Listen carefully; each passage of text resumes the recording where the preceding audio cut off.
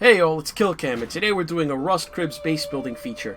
Specifically, it's a video in response to KCmoTV and Dean Central's Mother of All Bases video of June 22nd, 2016, where they detail how to build a 150,000 stone tower. If you want to know exactly how to build the tower portion, I'll put a link to the video on KCmoTV's channel in the description below this video. I really like their design, so this wipe on Rust I incorporated it as the centerpiece of my base complex. Someone who saw it while it was taking shape the first couple of days on top of this majestic snow-covered rock formation, they called it a monastery. The name just stuck. So the place came to be referred to as the Shaolin Monastery. No, the original intent was not to recreate a replica of the semi-mythical Shaolin Monastery in the Henan province of China that's a staple of so many martial arts and wuxia films. It just had the feel of an isolated retreat, what with the layers of concentric external walls and pagoda-like towers. It was a theme that just seemed to fit. There's a total of 3, and in some approaches 4 layers of high external stone walls standing between attackers and the base of the tower, each layer progressively higher up on the rocks, giving it a big height advantage to the defenders.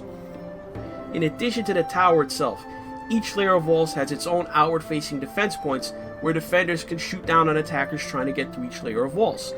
Should a particular wall layer be breached, by falling back, those defense points only face out, and don't do anything for someone wanting to shoot back in the direction of the central tower.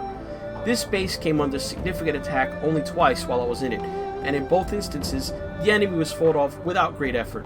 Only on one of those occasions did they even breach a single layer of external walls before giving up against 3 defenders, including myself. There's a few ways into the base, but this is the one that I mainly used. It provides the most direct route into the base, and it's also the steepest approach.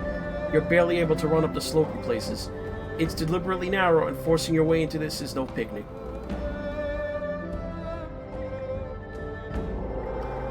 Let's take a trip through some of the outer layers between the walls to see what it looks like from the inside. I've significantly sped up the video for this portion in the interest of saving time and keeping the video to a reasonable length. Anyway, make particular note of just how narrow these areas are. This gives little room to maneuver for attackers and makes shooting them from higher up in the complex a lot easier. By building using the rock slope as part of the base's defensive features, you channel the enemy into predictable lanes and can rain hell down on them with minimal exposure to base defenders. To sum it up, the people high up on the tower can see and move in all directions, while the attackers have limited vision and even less room to move. In addition to walls being placed in layers, each layer itself is subdivided by high external stone gates into individual airlock compartments, just like you would inside your base. This way, even if the attackers breach an outer wall section, they can't run around the ring without having to breach gates to the sides. Getting the idea yet? You limit enemy options for movement, keep them bottled up where you can shoot them or rain rockets down on their heads. Toward the end of this wipe cycle, I started getting nasty, placing some auto turrets where they become available in strategic locations inside the inner ring. These gun emplacements were the cherry on top of the outer defenses that may have been a nasty surprise if anyone had actually gotten that far into the complex. To my knowledge though, they never fired a shot in anger, so I can't say how effective they were.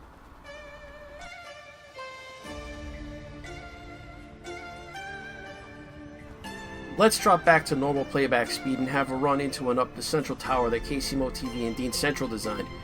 Here's the main approach I talked about using to get into the base. Sometimes, especially at night, it's easy to get disoriented in the maze of airlocks out there, so I made sure I had a couple of well-memorized routes through the rat maze. As we go through this second to last gate before the tower, I want to call attention to one of the features I mentioned to you earlier in the video. Keep an eye out for the auto turret emplacement to our left. It's protected from being shot on 3 sides and is pointed right at the gate granting main access to the inner courtyard. Watch for it. Right there. Boom. That'll wake you up in the morning. Anyway, here's the tower behind this final external gate, and you'll see me go through one of the airlocks at the bottom of the tower, of which there are 2 on opposite sides of one another.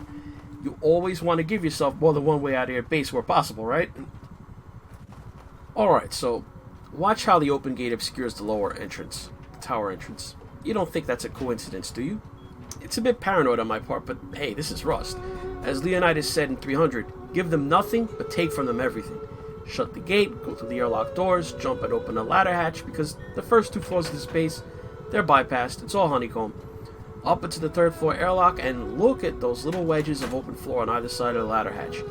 KCmoTV's little innovation lets you shoot down on folks breaching the airlock without falling down. Next is the furnace room, where I'll smelt metal and sulfur, cook, etc. Got my research table and repair table there, of course. On the other side of the hall, I have a tool cabinet room and 2 bedrooms. Now let's go up to the 4th floor. Check out the shooting points in the floor that I pointed out earlier. Great feature for defense. Okay, now let's really go up to the 4th floor. Up through the ladder hatch, and you're going to see right away 2 auto turrets pointed right at the ladder hatch from opposite sides. I felt it important to do that because this is the main loot floor. The door in the middle is the high value loot. The doors on the sides lead to the wraparound room where the main storage is located. As you can see, I invested in a lot of armor for this central portion of the base. If someone got in here, they're in the holy of holies. No point in skimping on defense here. 5th floor coming up, battlement floor. This is the first floor that's high enough from which to defend the base. There are going to be gun ports up here in all directions. Note again, the ladder hatch has 2 auto turrets pointed right at it from 2 different directions. Here we're going to see in all 4 corners of the battlement floor KCmoTV's corner double doors feature. It lets you have a nice thin wedge to shoot down towards the ground out of your tower while providing cover from each shot with a pair of open double doors. Really effective. Honestly, there's no reason not to do this in the corners of your bases where possible. One of the best innovations I've seen for sweeping the bottom of your towers clean.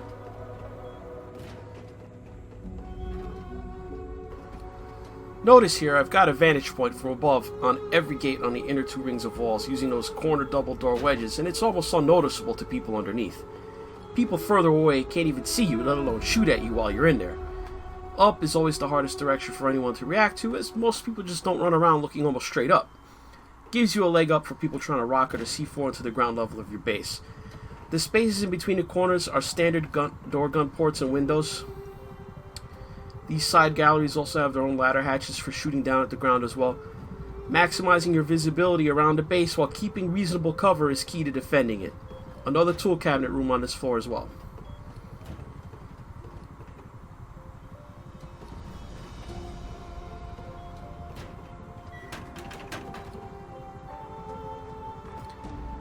Up on the roof, we have more battlements. Inward-facing roofs on the 4 sides of the structure and ladder hatches extending off the corners where the double door wedges are.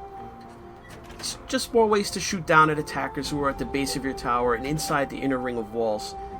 Every inner gate is covered from those hatches. From up there, you can see in all 360 degrees around the base. You have cover usually for being shot from behind into one side no matter where you stand, so you can focus on what's in front of you, not so much in getting shot from where you're not looking. Because of the open design, you can rapidly move from one side to the other. You keep situational awareness of what's going on around your base.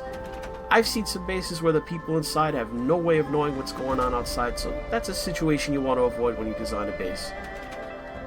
The last feature on the design of this tower is a sniper perch in the middle. I like to call it the poop deck. It's a nautical term, don't ask. Anyway, you hop up a ladder. There's a couple boxes up there to store sniper rifles with scopes and ammo.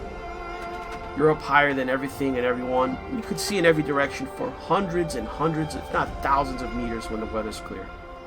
Anyway, that was the Shaolin Monastery build using KCmoTV and Dean Central's Mother of All Bases design.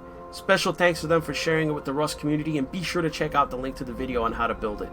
That's all for this Killcam update.